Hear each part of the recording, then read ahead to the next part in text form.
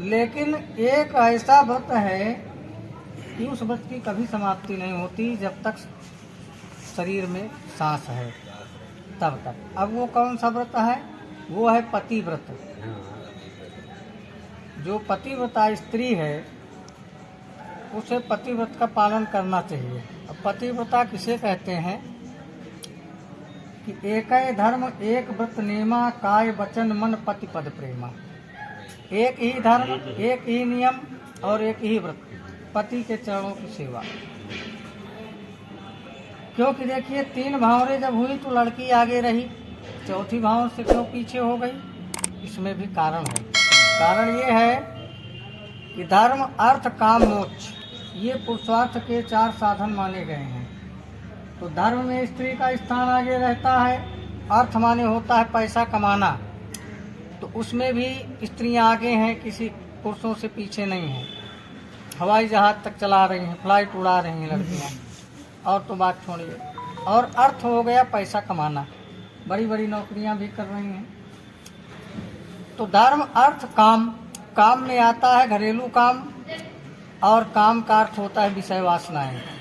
तो कहने का तात्पर्य यह है कि स्त्री कितना भी दान पुण्य कर ले, स्त्री कितना भी पैसा कमा ले, कितना भी विषय वासनाओं को भोगे वो, लेकिन जब तक वो पति के चरणों की सेवा नहीं करती तब तक उसे मोक्ष प्राप्त नहीं हो सकता।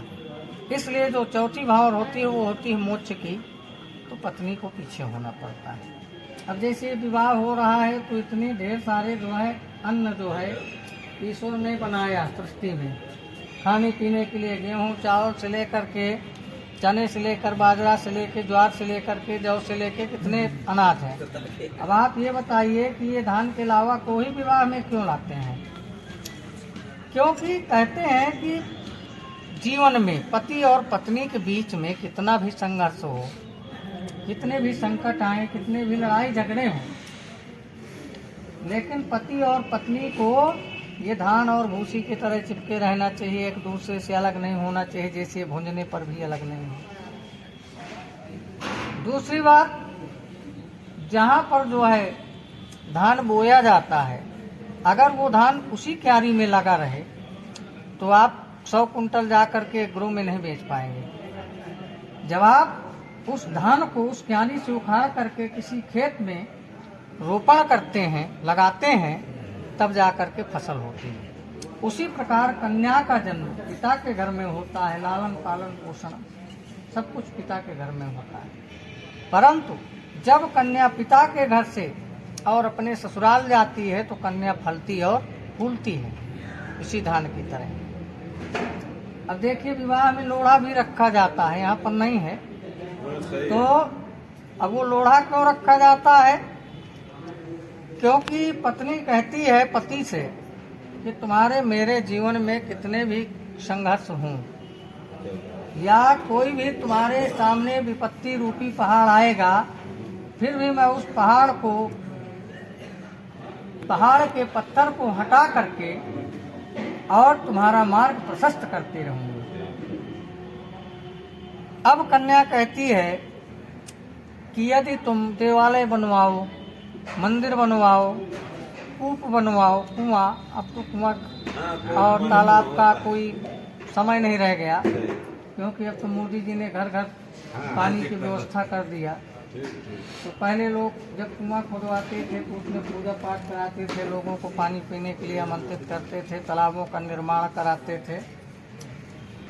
और तो कन्या के कहने का तात्पर्य यह है कि जो भी आप धार्मिक कार्य करें, शुभ कार्य करें, उन सभी कार्यों में आप मुझे अपने साथ में ले जाना अगर स्वीकार करो तो मैं आपके वाम भाग में आऊँगा। अब जैसे आपने मंदिर बनवाया, राम जी ने जाकर के लंका में जब रामेश्वर की स्थापना किया, शिव जी की जो है स्थापना किया, तो उनका नाम पड़ा रामेश्वर। रामेश्वर का अर्थ क्या होता है?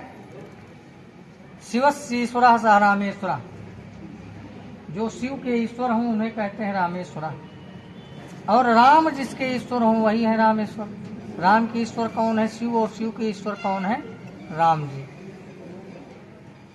तो उस समय सीता जी नहीं थी, क्योंकि सीता जी रावण के पास थी। तो रावण सीता को लेकर के और वहाँ पहुँचा प्राण प्रतिष्ठा कराने। क्योंकि अगर पत्नी नहीं है किसी धार्मिक कार्य में तो पुरुष को उसको करने का भी कोई मतलब नहीं है। अब जिसकी पत्नी है ही नहीं है तो भाई उसके लिए कोई बात नहीं है। जिसकी पत्नी ही नहीं है संसार में उसके लिए कोई बात नहीं है। लेकिन जिसके पास पत्नी हो तो कोई भी धार्मिक कृत्य अगर वो करे तो पत्नी को साथ में लेना आवश्यक है ना, कहने का तात्पर्य। और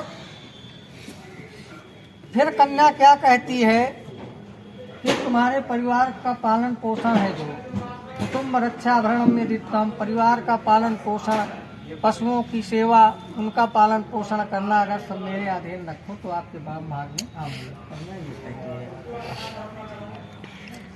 फिर कन्या का वचन ये है कि जो भी आप आय और व्यय करें तो मुझको आप बताएं। ये नहीं है कि आप जो है महीने में 50,000 रुपये कमाते हैं और हमसे आप बताएं कि हम तो 10,000 की नौकरी करते हैं, 3,000 रूम भाड़ा लगता है, 3,000 खुराकी लगती है, 2,000 श्री गुटखा का हो जाता है तो 2,000 बचता है, वो अभी फोन में चला जाता है ना।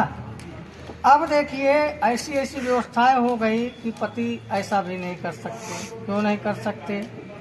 क्योंकि अब मोबाइल नंबर अगर आपका फीड करा दिया गया खाते में तो कितना पैसा आप कहाँ डाल रहे हैं, किसको दे रहे हैं, वो मैसेज आएगा श्रीमती जी के नंबर में।